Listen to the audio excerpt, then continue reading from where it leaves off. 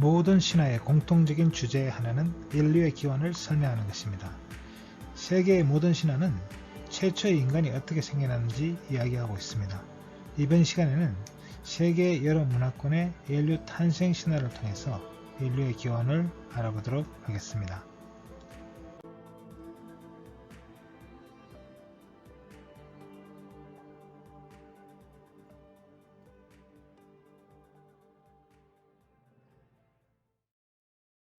인류의 탄생 신화, 문명의 요람과 후대 문명의 신화 순으로 알아보겠습니다. 인류의 탄생 신화는 여러 가지가 있습니다. 메소포타미아 신화에서는 신들이 자신들을 섬길 존재로 인류를 창조하였다고 하고, 히브리 신화에서는 신이 자신의 모습을 본떠 인간을 만들었다고 합니다. 하지만 슬로베니아 신화에서는 인간은 우연히 창조되었다고 말합니다.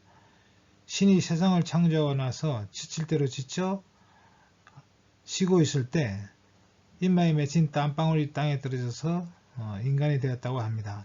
그래서 인간은 죽을 때까지 땀을 흘려야 한다고도 합니다. 또 많은 신화들은 흙으로 인간을 빚었다고 말합니다. 그러면서도 인간에게는 다른 동물과는 다른 신적인 요소가 있다고 믿었는데, 메소포타미아인들은 신의 피를 섞었다고 이야기하고, 히브리인들은 신의 입김 또는 숨을 불어넣었다고 이야기합니다. 또 다른 신화들은 신의 특별한 능력을 부여하였다고 이야기하고 있습니다. 먼저 고대 문명의 요람인 비옥한 초생달 지역의 신화들을 살펴보도록 하겠습니다. 메소포타미아, 이집트, 히브리 신화를 살펴보겠습니다.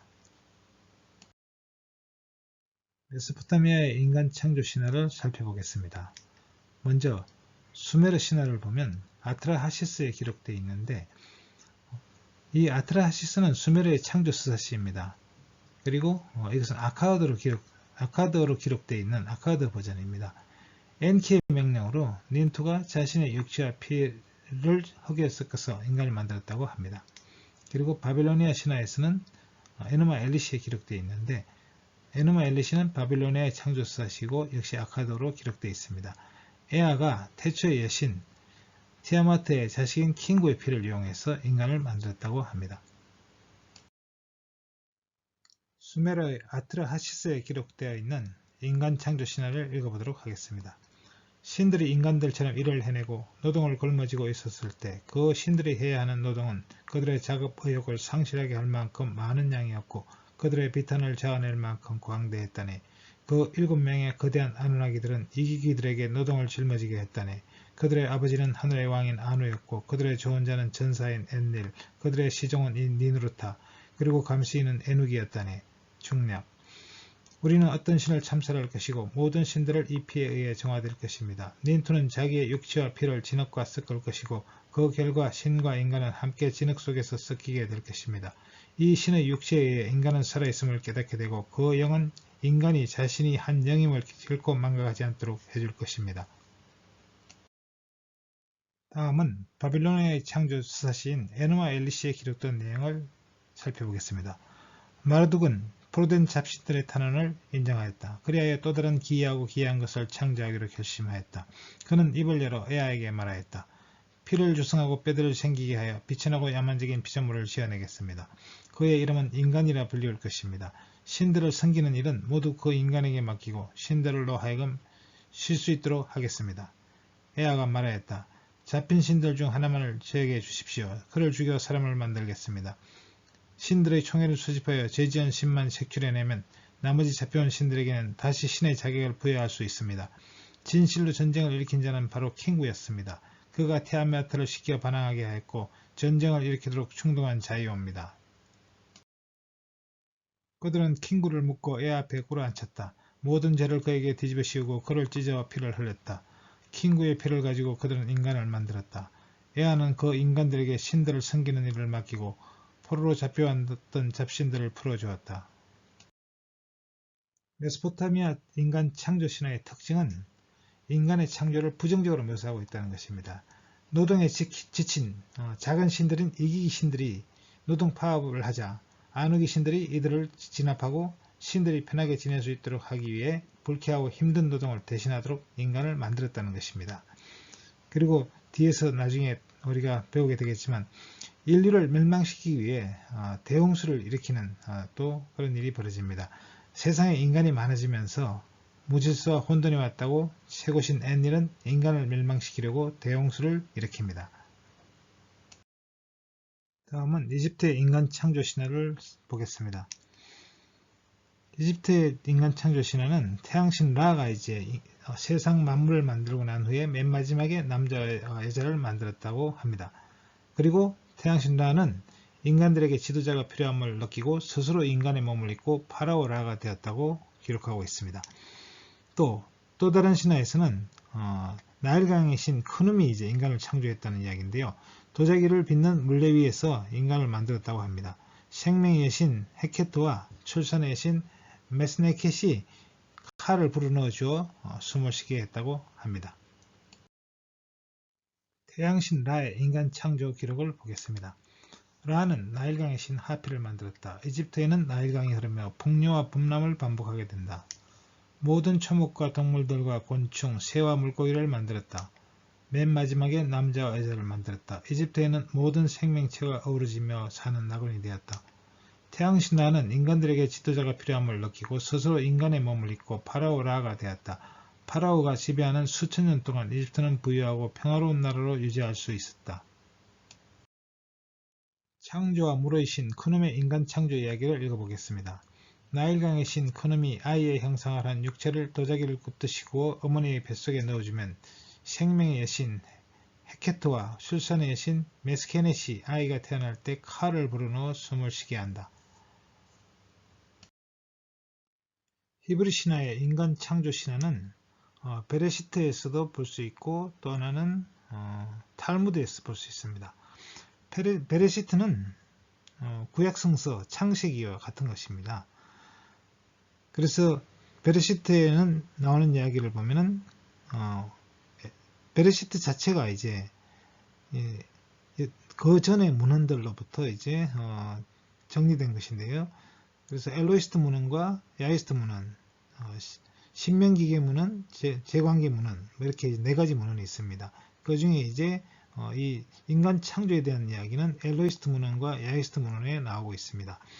그럼 엘로히스트 문헌에서는 우리 모습을 닮은 사람을 만들자 하시고 당신의 모습대로 사람을 지어내셨다 이렇게 기록하고 있고요. 야히스트 문헌에는 야훼 하나님께서 진흙으로 사람을 빚어 만드시고 코에 입김을 불어넣으시니 사람이 되어 숨을 쉬었다 이렇게 기록되어 있습니다.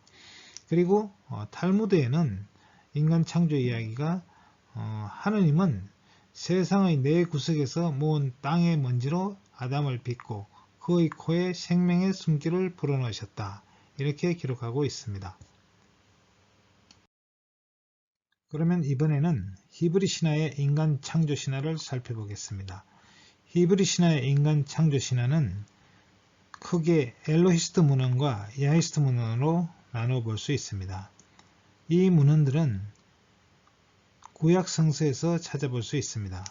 구약성서 창세기 1장 26절에서 27절에 나오는 기절이 엘로히스트 문헌에 나오는 기절입니다. 하나님께서는 우리 모습을 닮은 사람을 만들자. 그래서 바다의 고기와 공중의 새, 또 집짐승과 모든 들짐승과 땅 위를 기어다니는 모든 길짐승을 다스리게 하자 하시고 당신의 모습대로 사람을 지어내셨다.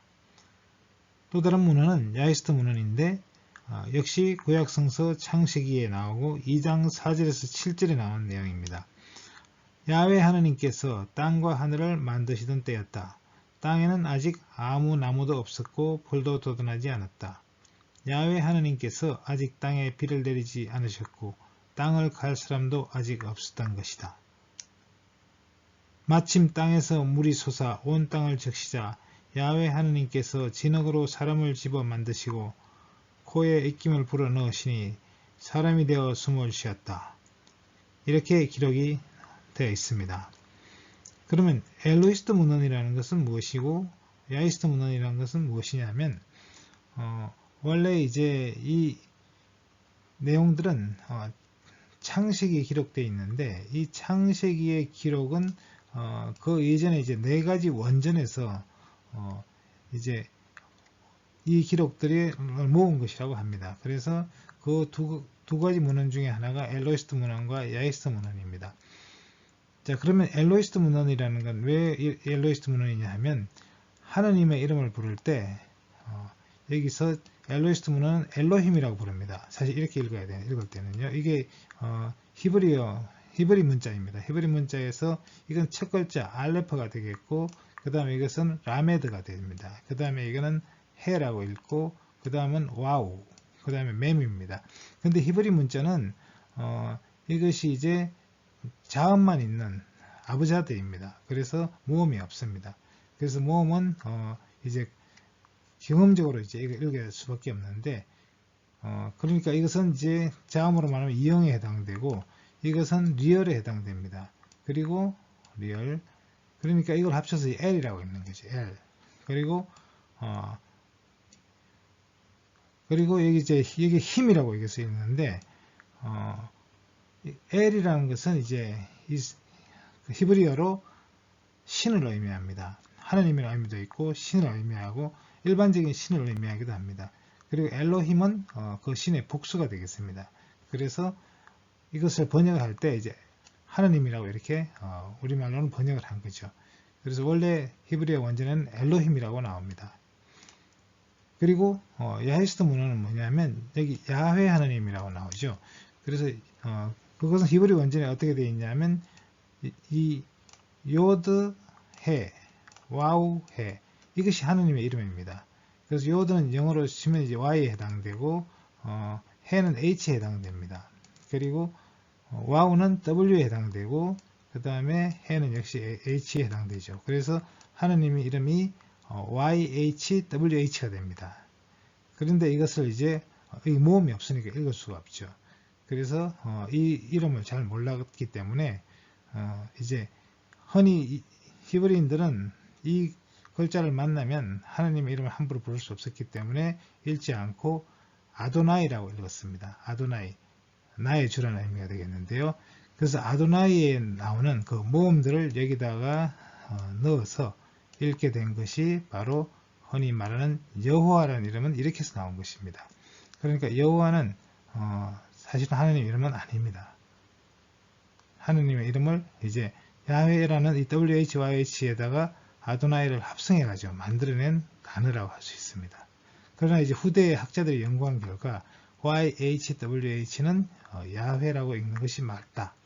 이렇게 이제 이야기를 하고 있습니다.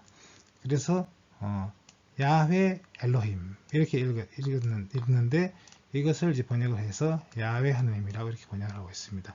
그래서 구약성서의 창세기 같은 창세기 이제 1장에 나온 내용과 2장에 나오는 내용이 좀 다릅니다. 내용이 여기는 이제 창세기 1장에는 당신의 모습대로 사람을 지어내셨다 이렇게 나오고 그리고 이 야히스트 문헌에서는 진흙으로 사람을 집어 만드시고 코에 입김을 불어넣어서 사람이 되어 숨을 쉬었다.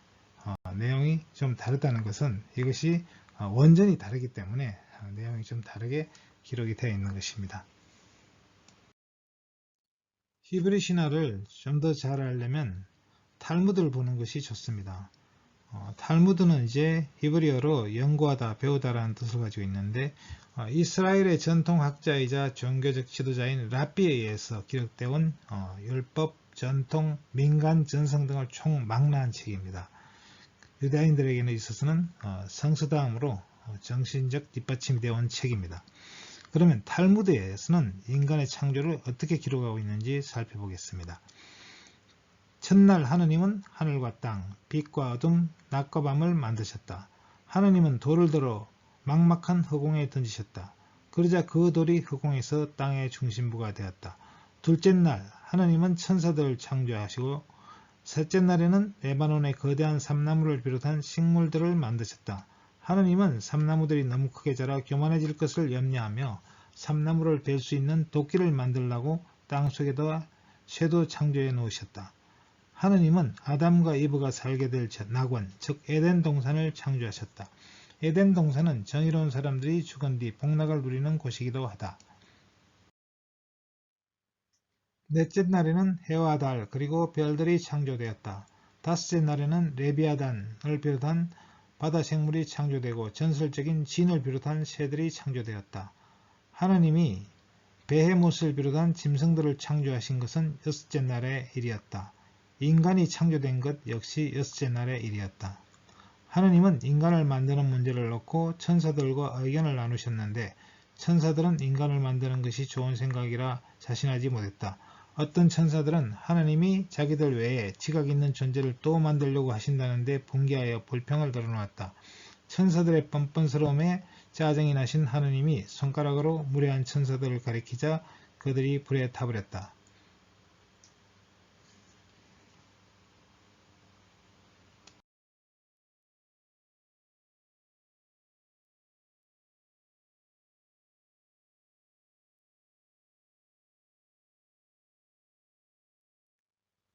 그리고 나서 하느님은 천사 가브리엘에게 사람을 만들 것이니 세상의 네 구석에서 흙을 가져오라고 명령하셨다. 가브리엘은 하느님의 지시대로 흙을 모으러 다니던 중 땅이 사람을 만드는데 쓸 흙을 내주고 싶어 하지 않는다는 것을 알게 되었다. 땅은 인류가 언젠가는 황폐하게 만들고 땅의 아름다움을 훼손하게 되리라는 점을 알고 있었던 것이다. 하느님은 이러한 소식을 듣자 몸소 땅에서 흙을 퍼서 최초의 인간 아담을 빚으셨다.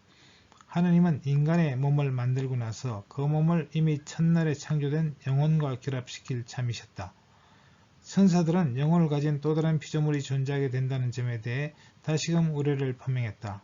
그 중에서도 제일 강력하게 이의를 제기한 천사가 사마엘이었다. 사마엘은 사탄이라는 이름으로 불리우기도 했다.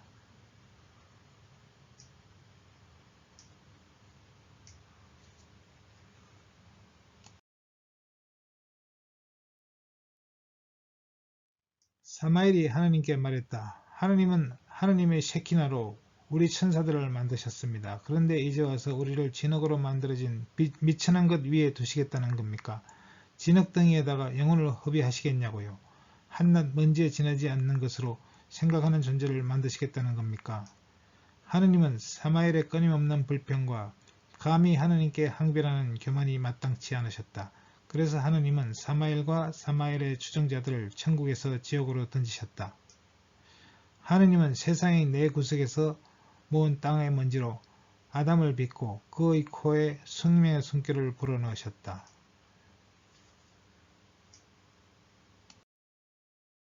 여기서 아담이라는 말의 의미를 좀 찾아보도록 하겠습니다.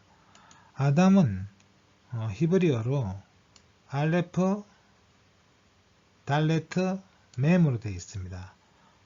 알레프 달레트 mem인데 이 히브리어는 오른쪽에서 왼쪽으로 읽어야 됩니다. 그래서 이게 이제 히브리 문자의 첫 번째 글자 A에 해당됩니다. 영어 문자의 알레프 달레트는 이제 D에 해당되겠죠. 그리고 mem은 M에 해당됩니다. 그래서 이것을 이제 읽으면 모음이 없긴 하지만 이제 읽으면 아담이 되는 것입니다. 자, 그럼 아담이라는 건 무엇을 의미하느냐? 히브리어로 이제 흙을 뜻하는 단어로 아다마가 있습니다. 이 아다마에서 온 것이라고 이제 이렇게 생각되고 있습니다. 그리고 이 아담은 이제 또 아랍어에서는 표면, 거죽을 의미하는 아랍어에서 유래했다는 이야기도 있는데 이 아담은 땅의 표면, 특히 개발된 지역을 뜻한다고도 합니다. 그리고 히브리어로 인간, 일반적인 사람이라는 뜻도 있다고 합니다. 그래서 개인의 이름이 아니라 인류 전체를 나타내는 어떤 일반 명사다. 이렇게도 볼 수 있습니다. 또 이와 비슷한 단어로 이제 에돔이란 말이 있는데 불타는 뜻을 가지고 있습니다. 사람이 태어났을 때 이제 갓 나온 아기의 색이 붉기 때문에 그런 의미도 있다고 합니다. 그리고 이 알레프 달레트 mem이라는 이 세 문자는 히브리 의학에서 이제 민간 의학에서 인간의 몸을 이루는 세 가지 요소, 이제 먼지를 의미하는 아파르, 그리고 피를 의미하는 담, 그리고 담즙, 쓴 것을 의미하는 마라, 이 세 글자가 이제 바로 알레프, 그 다음에 달레트 mem입니다. 그래서 이 세 글자에서 따온 것이다. 이런 주장도 있습니다. 그래서 이 세 가지 요소가 이제 비율이 맞지 않으면 사람은 병이 들거나 죽는다고 생각했다고 합니다. 히브리 신화의 특징은 그 주변에 있는 나라들의 창조설화와 구별된다는 것입니다. 메소포타미아의 일반적인 신화는 인간의 창조를 부정적으로 묘사하고 있습니다. 그런데 히브리 신화에서는 인간은 하나님의 모습대로 창조되었다, 이렇게 이야기하고 있거든요.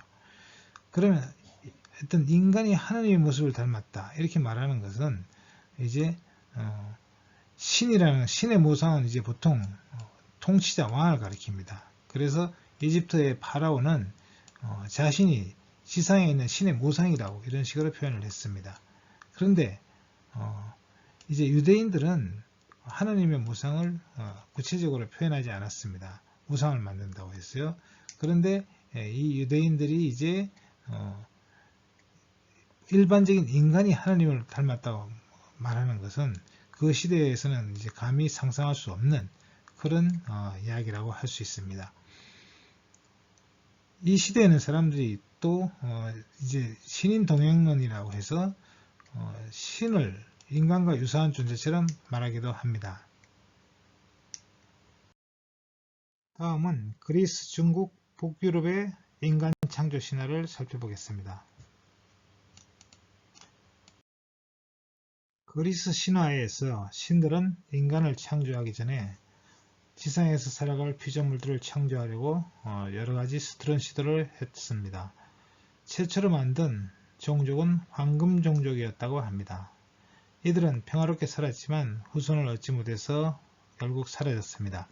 두 번째로 만든 종족은 은의 종족이었는데 이들은 교만했기 때문에 제우스의 미움을 받아 지하세계로 쫓겨났다고 합니다. 세 번째로 만든 종족은 청동 종족이었는데 프로메테우스가 진흙으로 만든 종족입니다.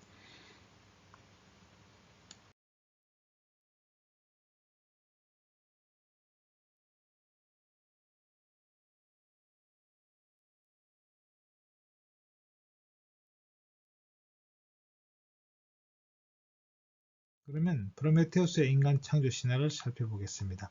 손재주가 뛰어났던 프로메테우스는 보이오티아의 파노페이아에서 발견한 진흙을 빚어서 인간의 모습을 만든 뒤 아테나 여신에게 가서 생명을 불어넣어 주도록 부탁하게 된다. 프로메테우스가 만든 진흙 모형에 아테나 여신이 생명을 불어넣자 진흙 모형에 생명이 임하며 인간이 탄생하게 되었다. 프로메테우스는 동생 에피메테우스와 함께 티타노마키아에서 제우스 편을 들어 싸운 티탄 형제입니다. 프로메테우스란 말은 프로, 앞이라는 이야기죠. 그리고 메테우스, 생각한다는 의미인데 먼저 아는 자, 먼저 생각하는 자 의미가 되어 있습니다. 에피메테우스는 이제 에피가 나중이고 나중에 아는 자, 이런 의미가 있습니다. 이 형제들은 티타노마키아 이제 후에 티타노마키아는 이제 티탄 신들과 올림푸스 신들이 싸운 전쟁을 이제 티타노마키아라고 합니다. 이 전후에 세상을 정비하는 임무를 맡아서 신을 공경할 인간과 동물을 창조하고 모든 사물에게 능력을 부여하였다고 합니다. 그런데 에피메테우스가 모든 동물에게 재능을 부여하는데 인간이 가장 나중에 만들어졌기 때문에 인간에게 부여할 재능이 하나도 없었다고 합니다. 그래서 그 이야기를 듣고 메테우스가 하늘에서 불을 훔치다가 인간에게 주었다고 합니다.